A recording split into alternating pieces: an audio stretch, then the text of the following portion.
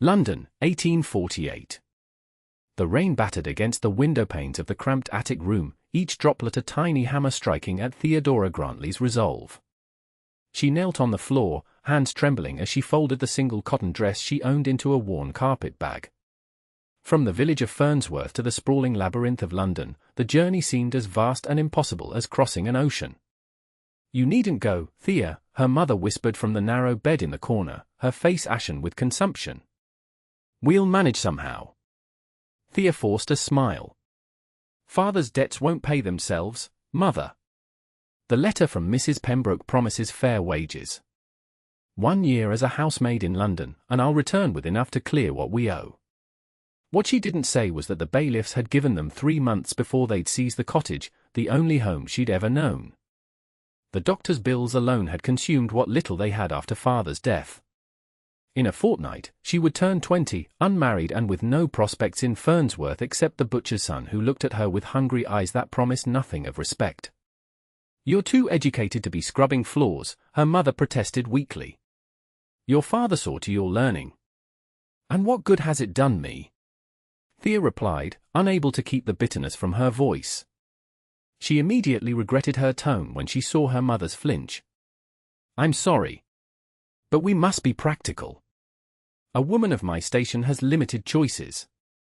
This was the truth she'd accepted, that her father's position as the village schoolmaster had given her knowledge but no means to use it. That virtue and intelligence counted for nothing against empty pockets. That love, if it existed at all for women like her, was a luxury she could not afford. As the rain continued its assault, Thea closed her bag and gazed at her reflection in the cracked mirror.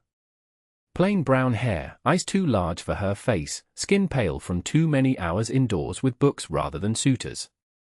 Not ugly, but certainly not the kind of beauty that opened doors in London society. "I'll be back before winter," she promised, though in her heart, she wondered if she'd ever see Fernsworth again. The Pembroke household in Belgrave Square loomed before her, grand and intimidating, its white stone facade gleaming despite London's perpetual haze.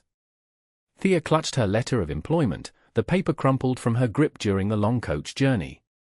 "You'll want the servants' entrance, girl," barked a passing footman when he noticed her hesitation at the front steps. Thea's cheeks burned as she made her way around to the back of the house. This would be her life now, always the wrong entrance, always the wrong words, always the wrong place.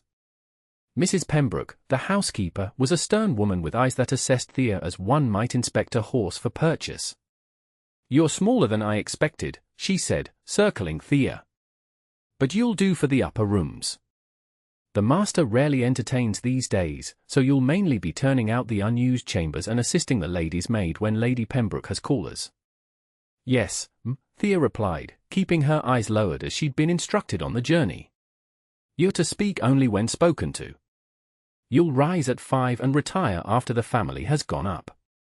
Sundays you'll have 2 hours for church, if you're so inclined." Mrs. Pembroke's voice was flat, reciting rules she delivered 100 times before.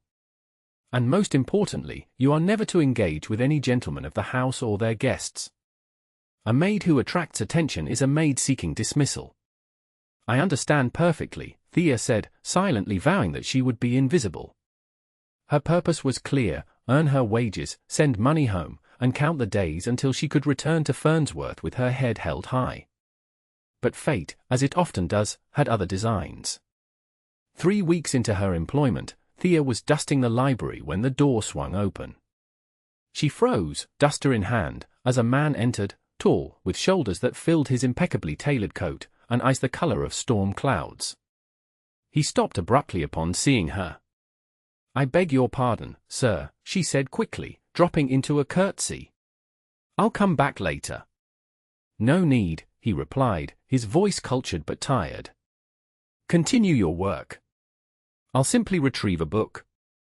Thea nodded and resumed her dusting, though her hands had developed a maddening tremor. She was acutely aware of his presence as he moved along the shelves, occasionally pulling out a volume, examining it, then replacing it with a sigh. "You're new," he finally said, breaking the silence. "Yes, sir. 3 weeks now." "And how do you find London?" The question startled her. Servants weren't asked for opinions. It's larger than I anticipated, sir. A smile touched his lips briefly. An astute observation. Most find it overwhelming at first. I don't find it overwhelming, she replied, then immediately regretted her contradiction. That is, it's different, but not insurmountable. He studied her with unexpected interest. You speak well for a housemaid. My father was a schoolmaster, sir, she answered, then bit her lip.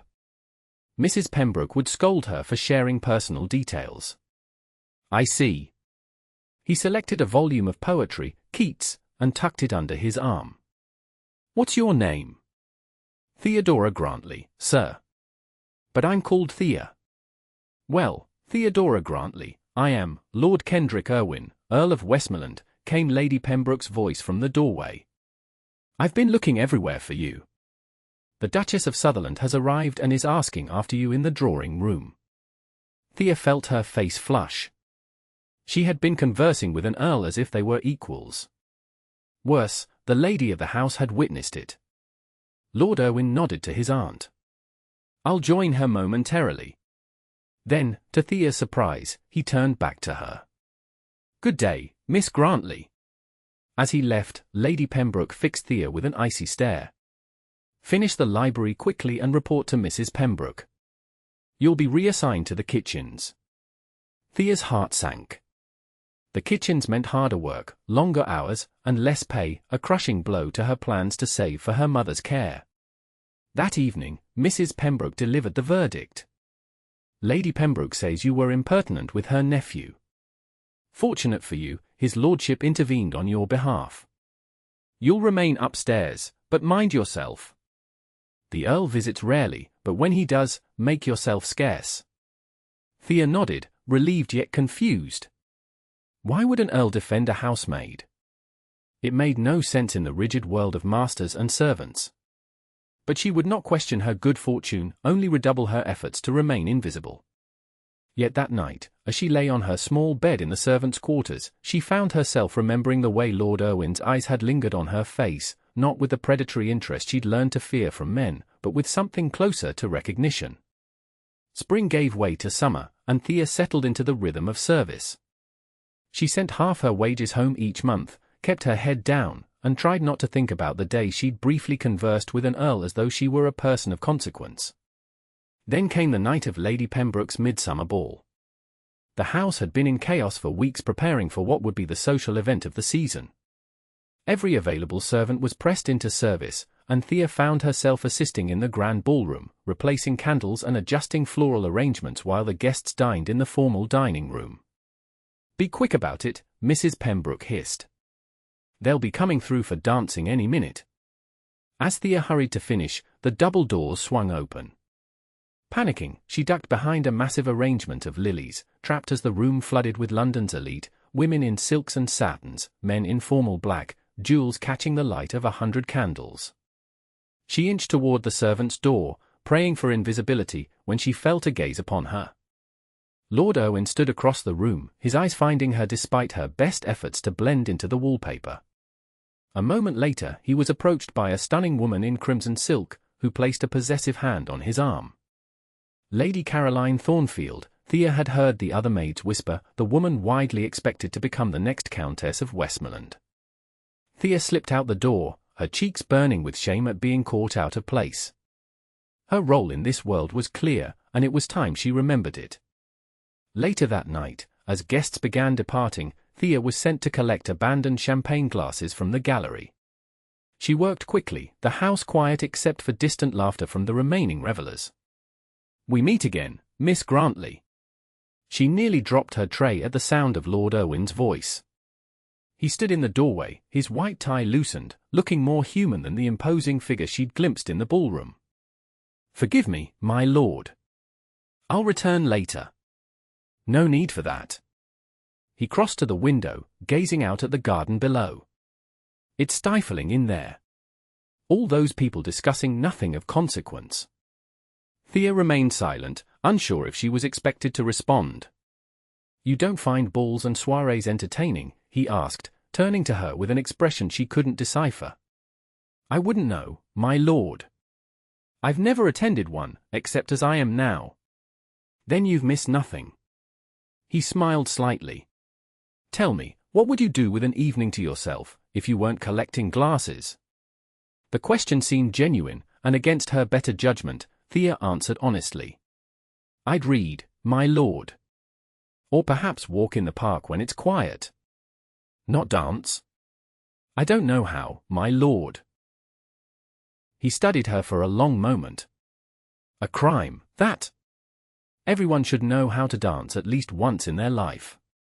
Before she could respond, Lady Caroline appeared in the doorway, her eyes narrowing at the scene before her. There you are, Kendrick. I've been looking everywhere. Her gaze slid dismissively over Thea. Why are you hiding away with the help? Lord Irwin's expression closed like a door slamming shut. I needed air. Miss Grantley was simply performing her duties. Well, come along. Your aunt is asking for you. Lady Caroline extended her gloved hand, and Lord Irwin took it after a moment's hesitation. As they left, Thea heard Lady Caroline's sharp whisper, Really, Kendrick, people will talk if you continue conversing with servants. It's unseemly. Thea finished collecting the glasses, her movements mechanical. She had been foolish to engage in conversation, to imagine, even for a moment, that an earl might see her as anything more than the help. She resolved then to redouble her efforts at invisibility. But that night, sleep eluded her. Every time she closed her eyes, she saw Lord Irwin's face, heard his voice asking what she would do with freedom. The question haunted her because it was one she'd never dared ask herself. A fortnight later, disaster struck. Thea received a letter from the doctor in Fernsworth. Her mother had taken a turn for the worse. The consumption had spread, and without immediate funds for better care and medicine, she would not survive the coming winter. Thea calculated frantically. Her savings were insufficient. Even if she worked every hour and ate nothing, she could not earn enough in time. That evening, as she turned down beds in the guest wing, she came upon a book left carelessly on a side table, the volume of Keats that Lord Irwin had selected months before. She opened it, unable to resist the temptation, and a paper fluttered out. It was a sketch, her own face, rendered with surprising skill. Beneath it, in a strong hand, the housemaid who speaks of London as a challenge rather than a burden. Thea's hands trembled. He had drawn her, remembered her words from their brief encounter. She should return the book immediately, pretend she'd seen nothing. But as she closed it, she noticed a bookplate inside the cover, K. Irwin, Westmore Hall, Yorkshire. He wasn't staying at Pembroke House. He had left his book behind, perhaps deliberately. Before she could contemplate this further, she heard footsteps and quickly placed the book back on the table. Lady Pembroke entered, her face tight with displeasure. Theodora, I've received disturbing news. One of the footmen claims he saw you in private conversation with my nephew during the ball. My lady, I was collecting glasses. His lordship spoke to me briefly, but silence. Lady Pembroke cut her off. I don't care for your explanations. My nephew is to be engaged to Lady Caroline. The last thing he needs is a scheming little nobody trying to catch his attention. I would never, you are dismissed. Collect your things and be gone by morning. Thea felt the floor tilt beneath her. Please, my lady, my mother is ill. I need this position, you should have thought of that before you set your sights on an earl. Lady Pembroke's voice was ice. Be grateful I don't spread word of your behavior to other households. Now go. Thea stumbled back to the servants' quarters, tears blinding her. Without references, without wages, with her mother dying, she was ruined. The injustice burned in her throat, but she had no recourse. This was the reality she had always known. For women like her, one misstep meant destruction. As she packed her meager belongings, a folded note was slipped under her door. In the same strong handwriting from the sketch, the library at midnight. K. Thea stared at the note, her mind racing. To meet him alone would confirm every accusation Lady Pembroke had made. Yet what did she have to lose now? She was already dismissed, her reputation in tatters, her future dark. At midnight, she crept down to the library, half convinced she was making the greatest mistake of her life. Lord Irwin waited by the window, moonlight silvering his profile. "You came," he said simply. "You knew I would be dismissed," she accused, keeping her voice low. "No." He looked genuinely troubled. "I only learned of it an hour ago. My aunt mentioned she'd released a housemaid for inappropriate behavior." "I did nothing inappropriate," Thea said, lifting her chin. "I know." He moved closer. "Which is why I've arranged an alternative position for you." Hope flared, then died. "As what?" "No respectable household will take me without references. As a governess to my ward at Westmore Hall. My sister's child, she passed 2 years ago, and the girl needs a woman's guidance." Thea stared at him, speechless. A governess position was far above her station, offering better wages and conditions than she could have hoped for. "Why would you do this for me?" she finally asked. His eyes met hers directly. "Because you spoke to me as a person, not a title. Because you see London as a challenge to overcome, not an obstacle to fear. Because I believe you deserve better than what fate has dealt you." "People will talk," she whispered, echoing Lady Caroline's words. "Let them. Westmore Hall is far from London gossip. You'll have respectability there, and fair treatment." Thea thought of her mother, of the medicine that might save her, of the crushing weight of poverty that had driven her to London in the first place. "If I accept, it must be understood that this is a proper position." "I'm not." She faltered, unsure how to express her fear. "Not what my aunt accused you of being." His voice was gentle. "Miss Grantley, I offer you employment because you are educated and speak well. Nothing more is expected of you." She searched his face for deception and found none. "Then I accept, my lord. But I must send money to my mother immediately. She's gravely ill. It will be arranged tonight." He moved to the desk, wrote a brief note, and sealed it.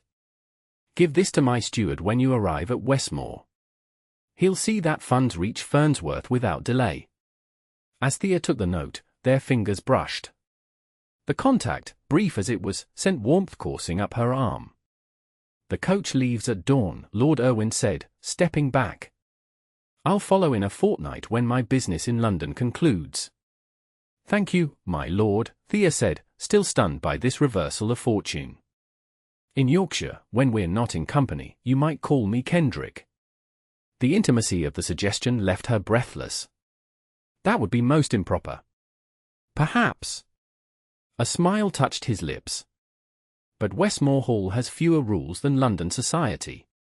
You may find it a welcome change." As she turned to leave, he spoke again. "One more thing, Miss Grantley. I hope you'll find time to learn to dance after all. Everyone should know the joy of it at least once in their life." Westmore Hall was nothing like the cramped grandeur of Pembroke House. It sprawled across the Yorkshire landscape, ancient stone gleaming in the autumn sunlight, gardens rolling down to a lake that reflected the sky. Thea arrived exhausted from the long journey, yet filled with trepidation about her new role. The steward, Mr. Graves, greeted her with formal courtesy. "His lordship sent word of your arrival, Miss Grantley. Lady Margaret is quite excited to meet her new governess." True to Lord Irwin's word, Mr. Graves arranged immediate funds for her mother and sent them to Fernsworth that very day. It was more money than Thea could have earned in 6 months of service. Lady Margaret proved to be a solemn child of 8, with her uncle's grey eyes and a stubborn set to her small jaw. "Are you going to make me practice scales all day?" she demanded upon their first meeting. "Not all day," Thea replied. "But music is important for a young lady. Uncle Kendrick says I should learn what interests me." "And what interests you, Lady Margaret?" The girl's face lit up. "Maps. I want to know every place in the world. And stars. And how to ride astride instead of sideways on a horse, but Mrs. Wilson says that's unladylike." Thea found herself smiling. "Perhaps we can incorporate geography into your lessons. As for riding, we shall see what your uncle permits when he returns. The weeks passed in a pleasant routine. Thea taught Margaret in the mornings, then allowed her afternoons for supervised play. The staff treated her with a respect she'd never experienced at Pembroke House, addressing her as Miss and including her in conversation at meals. Letters from her mother confirmed the medicine was working, she was regaining strength. For the first time since her father's death, Thea allowed herself to hope. Then came news that Lord Irwin would return, with guests. The house burst into activity, and Thea retreated further into her role as governess, keeping Margaret occupied and away from the preparations. "Will Lady Caroline be visiting?" she asked Mrs. Wilson, the housekeeper, trying to sound casual. "Indeed. The betting below stairs is that his lordship will announce the engagement during this house party." Mrs. Wilson lowered her voice. "Though between us, I've never seen a colder match. Lady Caroline visits Westmore twice a year and complains of the country air the entire time." Thea told herself the hollow feeling in her chest was nothing. Lord Irwin had been kind to her, nothing more. She had no right to feel disappointment that he would marry as expected, to a woman of his own class. The guests arrived in a flurry of expensive luggage and laughter. Thea kept Margaret in the nursery wing, away from the commotion. But on the third evening, as they finished their supper, the door opened and Lord Irwin himself entered. "Uncle Kendrick." Margaret launched herself into his arms. "There's my wild one," he said, lifting her with ease. "Have you been terrorizing your governess?" "Miss Grantley doesn't mind when I ask difficult questions," Margaret declared. "She knows about stars and says I may learn to ride properly when I'm older." "Does she?" He looked over his niece's head at Thea, who had risen from her chair. "Miss Grantley continues to surprise me." "My lord," Thea curtsied. "Lady Margaret has been an excellent student." "I'm pleased to hear it." He set the child down. "Margaret, I've brought you something from London. It's in the library with your name on it. Why don't you run and see?" The moment the child was gone, the air in the room changed. Thea was acutely aware of being alone with him, of the way his eyes lingered on her face. "You look well, Miss Grantley. Yorkshire agrees with you." "It's a beautiful place, my lord." "Kendrick," he corrected gently. "We're not in company here. It wouldn't be proper, given your guests and your impending engagement." His brow furrowed. "Engagement? To Lady Caroline?" "The staff, there is talk." "Is there?" His voice was tight. "And what do you think of such talk?" Thea met his gaze directly. "I think you must marry someone of your own station. It's the way of the world." "The way of the world," he repeated, something like disappointment flickering in his eyes. "And if I told you I have no intention of offering for Lady Caroline?" Her heart stuttered. "Then I would say you'll disappoint many who expect the match. Including you." "My expectations are irrelevant, my lord." He moved closer, close enough that she could see the flecks of blue in his grey eyes. "They are relevant to me." Before she could respond, Margaret burst back into the room, clutching a brass telescope. "Uncle Kendrick, it's magnificent. Miss Grantley, look. Now we can chart the stars properly." The moment shattered, and Thea was grateful for the interruption. Whatever Lord Irwin had been about to say, she was certain it would only complicate her already precarious position. "It's a fine gift," she said, focusing on Margaret. "Perhaps tomorrow evening, if it's clear, we can use it." "Splendid idea," Lord Irwin said, his voice normal again. "In fact, I'll join you. The North Tower has the best view of the heavens." As he left, Thea tried to calm her racing heart. She was a governess, dependent on his goodwill for her livelihood. She could not afford to read meaning into his words or actions. The gulf between them was unbridgeable, and she must remember her place. Yet that night, she dreamed of dancing under stars, held in strong arms that pulled her across an invisible line from one world into another. The house party continued, with hunting during the day and elaborate dinners each evening. Thea remained with Margaret, venturing downstairs only when necessary. But on the fifth night, Mrs. Wilson arrived with unexpected news. "His lordship requests your presence at dinner, Miss Grantley. He says Lady Margaret should join the company for the first course, and you're to accompany her?" Thea's stomach dropped. "I have nothing suitable to wear for such an occasion." Mrs. Wilson smiled. "He anticipated that. There's a gown in your room, it belonged to his late sister. Similar to your size, and appropriate for a governess joining the family table." The gown was slate blue silk, modest enough for a governess yet finer than anything Thea had ever worn. As she dressed, she reminded herself repeatedly that this was simply a courtesy because she was accompanying Margaret. Nothing more. When they entered the drawing-room before dinner, conversation faltered. Lady Caroline, resplendent in burgundy satin, assessed Thea with narrowed eyes. Lord Irwin crossed immediately to greet them. "Lady Margaret, Miss Grantley, welcome. Margaret, come meet our guests before dinner." As Margaret was led away to be introduced, Lady Caroline sidled up to Thea. "So you're the governess Kendrick speaks so highly of. Quite a rise in the world from housemaid, isn't it?" Thea stiffened. "Lord Irwin is generous to employ me." "Generous indeed." Lady Caroline's smile was knife-sharp. One might wonder at his motives for bringing a former servant into his household. Particularly one so unconventionally pretty. "I assure you, my lady, his lordship's only interest is in his niece's education." "Is it?" Lady Caroline's gaze flicked to where Lord Irwin stood, his eyes repeatedly finding Thea across the room. Men like Kendrick often develop charitable interests. But they marry women of their own kind. Before Thea could respond, dinner was announced. To her mortification, she was seated near Lord Irwin, with Lady Caroline directly across from her. "Miss Grantley," drawled Sir Peter Huxley, a florid-faced gentleman on her right, "Irwin tells us you've worked wonders with young Margaret. Were you trained as a governess?" "No, Sir Peter," she replied carefully.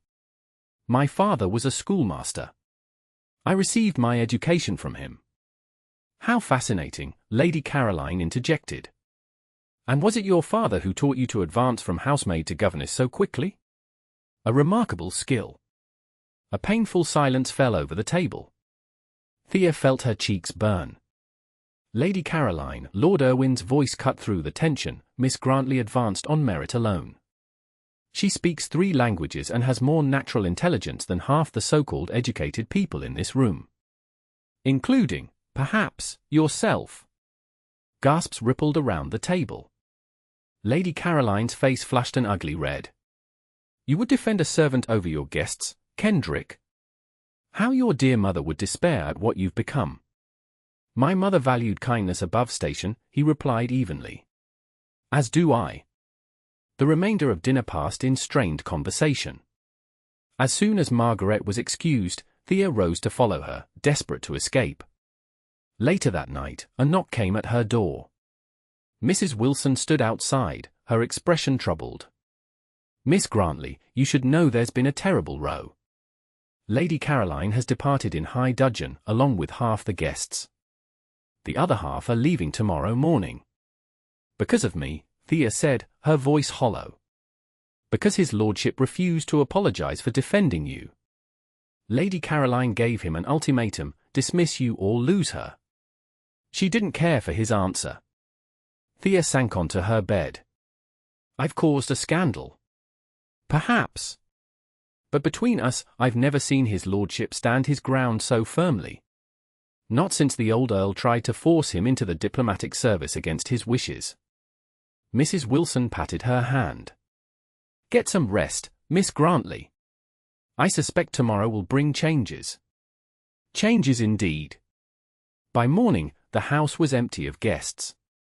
Thea kept to the nursery with Margaret, certain that Lord Irwin would regret his defence of her in the cold light of day. Her position at Westmore now seemed more precarious than ever.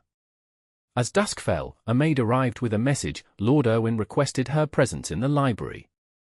Thea steeled herself for dismissal as she made her way downstairs. He stood by the window, silhouetted against the fading light, and turned when she entered. "Miss Grantley, thank you for coming." My lord, I must apologize for last night. I never intended, no, he interrupted. The apology is mine. Lady Caroline's behavior was inexcusable. Nevertheless, I've placed you in an awkward position. If you wish me to leave Westmore, leave. He looked genuinely startled. Why would I want that? You've ended a promising match because of me. Society will talk. Let them. He moved away from the window. I've spent my life conforming to expectations, the proper schools, the proper clubs, the proper pursuits for a man of my station. The only time I feel truly myself is here at Westmore, away from London's watchful eyes. Even so, a man in your position must consider marriage. Yes. He took a step closer. But not to Caroline Thornfield or anyone like her. Something in his tone made Thea look up sharply. His eyes held hers, intent and searching. You once asked why I helped you, he said quietly.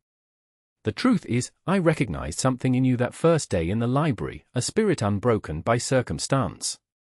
You spoke of London as a challenge rather than a burden, just as I've always viewed the expectations placed upon me. We are very different people, my lord. Are we? Both trapped by the circumstances of our birth. Both seeking something beyond what society deems appropriate for us. He moved closer still, near enough that she could see the pulse at his throat. When I saw how my aunt treated you, how Caroline spoke to you, I realized how hollow my world is. Full of people who measure worth by title and fortune rather than character. The world will not change its rules for us, Thea said softly. No. But we can choose whether to let those rules define us. His hand lifted, hovering near her cheek but not touching. Tell me to stop, Theodora, and I will. Tell me you feel nothing beyond gratitude, and I'll never speak of this again. Her heart hammered against her ribs. What exactly are you speaking of, my lord? Kendrick, he corrected. And I'm speaking of the fact that I believe I'm falling in love with you. The words hung between them, impossible and beautiful. Thea closed her eyes, dizzy with the conflict between hope and fear. You can't, she whispered. I'm a governess. Before that, a housemaid. The daughter of a village schoolmaster with no dowry, no connections. And I'm a man who's spent 32 years conforming to expectations that have brought me no joy. His fingers finally brushed her cheek, featherlight. Until I met a woman who spoke to me as a person rather than a title. Thea stepped back, needing distance to think clearly. Even if what you say is true, what future could there be? Your family, your peers, they would never accept me. Some wouldn't, he acknowledged. Others would surprise you. My closest friends care more for my happiness than my adherence to social hierarchies. And what of children? Would you condemn them to whispers about their mother's common blood? Any child of yours would have more character in their little finger than most of the aristocracy in their entire being. He reached for her hand, and this time she didn't pull away. I'm not proposing we rush into anything. Take time. Consider what I'm offering. And what exactly are you offering? She asked, her voice barely audible. A chance. To see if what I feel, what I hope you might feel too, is strong enough to withstand whatever society throws at us. Thea looked down at their joined hands. His, strong and certain, hers, trembling slightly but not pulling away. I need time, she said finally. Take all you need. I'll be here. As she left the library, Thea felt as though she stood on the edge of a precipice. Below lay either destruction or a life she had never dared to imagine for herself. Autumn deepened into winter. Thea continued teaching Margaret, and if she and Lord Irwin, Kendrick, as she cautiously began to call him when they were alone, spent more time in each other's company than was strictly necessary for discussing the child's education, no one at Westmore remarked upon it. They walked the grounds when weather permitted. He read aloud in the evenings while she worked on her embroidery. They engaged in spirited debates about literature and politics that left her breathless with the joy of being truly heard. Yet she held back, uncertain. The distance between their stations yawned like an unbridgeable chasm. Her practical nature could not ignore the reality of what they faced. In January, a letter arrived from Fernsworth. Her mother's condition had improved significantly. The doctor credited the better food and medicine that Thea's position had provided. Reading it in the morning room, Thea felt tears of relief prick her eyes. "Good news?" Kendrick asked, looking up from his correspondence. "My mother is better. Much better." She smiled, wiping away a stray tear. "The doctor believes she may recover fully by spring." "I'm glad," he said, his face softening. "Perhaps when the weather improves, she might visit Westmore." The casual suggestion, bringing her mother to his ancestral home as a guest rather than a servant, left Thea momentarily speechless. "That's very kind, but nothing. I should like to meet the woman who raised such a remarkable daughter." His smile faded into seriousness. "Thea, we've been circling this conversation for months. I've given you time, as promised. But I must know if there's any hope that you might one day return my feelings." Thea set the letter down carefully. "My feelings are not the issue. They are the only issue that matters to me." "Then yes," she said quietly. "I have grown to care for you deeply. More than I should, more than is wise." The joy that transformed his face made her heart ache with its beauty and its impossibility. "But," she continued, "caring is not enough. The world will not change because we wish it to. The world changes one decision at a time," he countered. "My grandparents caused a scandal when they married. She was the daughter of a merchant, no title, no ancient lineage. Now, no one remembers or cares. That's different. I'm a former housemaid. You're the daughter of an educated man who fell on hard times. You speak 3 languages, can discuss philosophy and literature with more insight than any debutante I've ever met, and have more natural dignity than women born to wealth and privilege."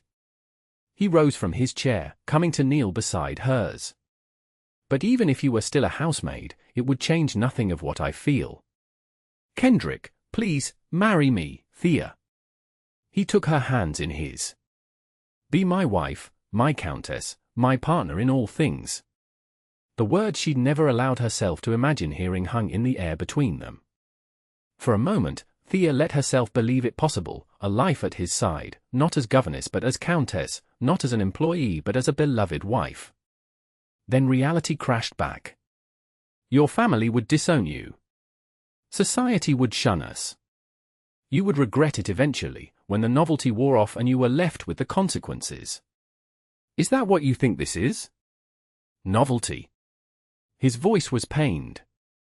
"After all these months, I think you believe you can overcome anything. It's part of what She stopped, swallowed. "It's part of what makes you who you are. But some obstacles cannot be overcome by sheer will." He released her hands and stood. "I see. You've made your decision, then. It's the only sensible one." "Sensible?" He laughed without humor. "I've spent my life being sensible, Thea. Doing what was expected rather than what I desired. When I met you, I thought perhaps I'd found someone who understood that life is too precious to waste on other people's expectations." "That's unfair," she said, rising to face him. "My entire life has been shaped by the reality that for women in my position, one wrong step means ruin. I cannot afford the luxury of following my heart when doing so might destroy us both." They stood facing each other, the air between them heavy with unspoken words. "I would never pressure you," he said finally. "If your answer is no, I will respect it. But know this, I would face any hardship, any censure, any loss of standing to have you by my side. Not as a passing fancy, not as a novelty, but as my wife for all the days of my life." He left her then, and Thea sank back into her chair, tears flowing freely now. She loved him, of course she loved him. How could she not? He had seen her, truly seen her, when the rest of the world had deemed her invisible. But love was not enough to bridge the gulf between them. Her parents had married for love, and when her father died, her mother had been left with nothing but debts and memories. Thea had sworn never to be so vulnerable. That night, she wrote a letter to her mother, pouring out her heart, explaining the impossible choice before her. She sealed it with a wafer and set it aside for the morning post. Then she wept until sleep finally claimed her.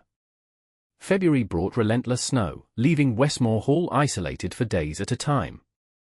Thea and Kendrick maintained a careful distance, their interactions limited to Margaret's education. The child, sensitive to the tension, grew subdued. "Why are you and Uncle Kendrick angry with each other?" she asked one afternoon as they worked on her French verbs. "We're not angry, Lady Margaret. Adults sometimes have disagreements." "He looks sad when you're not watching," the girl observed. "And you look sad when he's not watching." Out of the mouths of children, Thea thought wryly. Sometimes adults make difficult choices that don't make them happy. "That's silly," Margaret declared. "If something makes you sad, why choose it?" "Why indeed?" The question haunted Thea as the snow continued to fall, cutting them off from the outside world and forcing her to confront the truth she'd been avoiding. In trying to protect herself from future pain, she was ensuring present misery for them both. A week later, a rider fought through the snow with the mail, including a letter from Thea's mother. She took it to her room, hands trembling as she broke the seal. "My dearest daughter, your letter arrived safely, and I have read it with both joy and sorrow. Joy that you have found a man worthy of your love, and sorrow that you feel you must deny that love. You write of your fear that you would repeat my fate, left alone and impoverished by loving unwisely. But my dearest, your father was the wisest choice I ever made. Yes, his death left us in difficult circumstances, but I would not trade a single day of happiness with him for all the security in the world. You have always been the practical one, even as a child. But practicality is cold comfort on a winter night. If this man truly loves you as you describe, if he sees your worth and is willing to face society's disapproval, then perhaps the greatest risk is not in accepting him, but in refusing him. I am stronger now, thanks to your care. Do not let concern for me dictate your heart. I want for you what I had with your father, a partnership of minds and souls that makes life's hardships bearable through shared joy. Whatever you decide, know that I support you completely. With all my love." Mother Thea read the letter twice more, her mother's words settling into her heart. Was she choosing safety over happiness? Had fear of the future stolen her chance at joy in the present? That evening, as she helped Margaret prepare for bed, the child asked, "Will you tell me a story, Miss Grantley? One with a happy ending." "Of course." Thea settled beside the bed. Once, there was a girl who lived in a small cottage at the edge of a great forest. As she spun the tale of a girl who feared to venture into the unknown, only to discover wonders beyond imagining, when she finally found the courage to step beyond the familiar path, Thea realized she was telling her own story, or rather, the story she wanted to have the courage to live. When Margaret finally drifted off to sleep, Thea made her way downstairs. The house was quiet, most of the servants already retired for the evening. Light spilled from beneath the library door. She hesitated, then knocked softly. "Enter," came Kendrick's voice. He sat at his desk, papers spread before him, looking tired in the lamplight. He straightened when he saw her. "Thea. Is Margaret unwell?" "No, she's sleeping soundly." Thea closed the door behind her, heart pounding. "I received a letter from my mother today. I hope she continues to improve." "She does." Thea moved further into the room. She also offered some advice. He set down his pen. "Oh. She reminded me that safety isn't always found in practicality. That sometimes the greatest risk is in refusing happiness when it's offered." Kendrick went very still. "And what do you think of her advice?" "I think," Thea said slowly, "that I've spent my life afraid.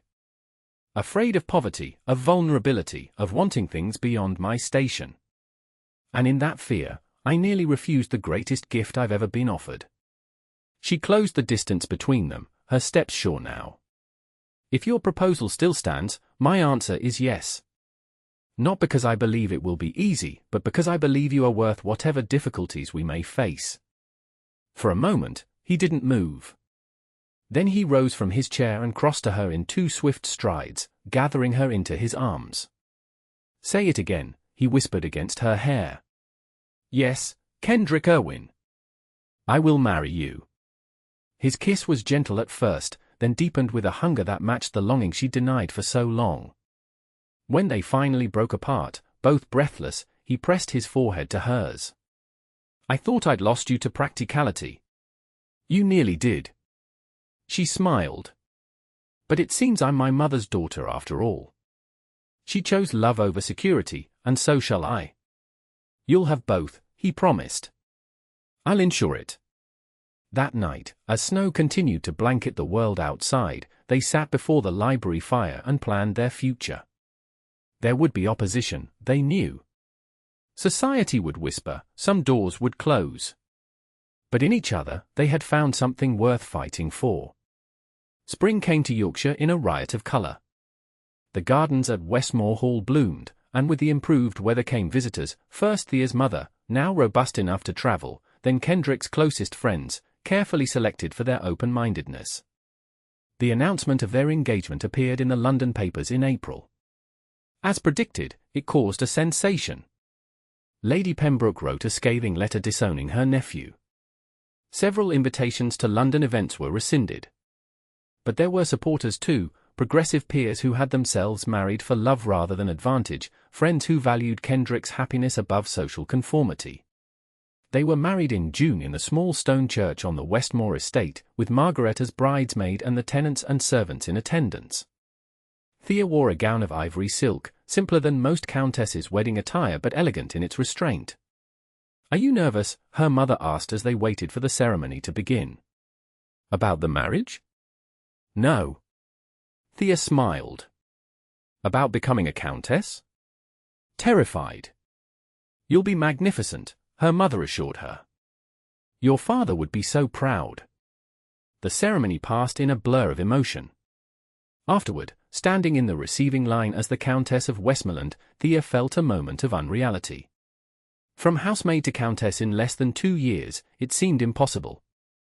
Yet as Kendrick took her hand, his eyes bright with love and pride, she knew that titles and stations mattered far less than the truth they had discovered together, that love, when genuine and courageous, could indeed bridge any divide.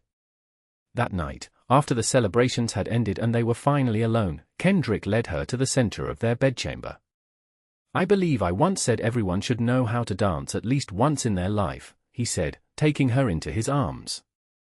"May I have this dance, my lady?" "There's no music," she protested softly. "We'll make our own." As they waltzed across the room, Thea let herself believe fully, at last, in the miracle of their union. She had come to London as a simple maid, determined to earn enough to save her mother. She was leaving that life behind as a countess, having found not just security but a love powerful enough to transform both their lives. "What are you thinking?" Kendrick asked, noting her smile. That sometimes the greatest adventures begin with a single step into the unknown. He drew her closer. "And ours is just beginning." Outside, summer stars glittered above Westmore Hall, the same stars they had once observed through a telescope with Margaret. But now Thea viewed them not as distant impossibilities but as bright witnesses to a journey that had brought her home, not to a place, but to the heart of the man who had seen her true worth when she was invisible to the rest of the world.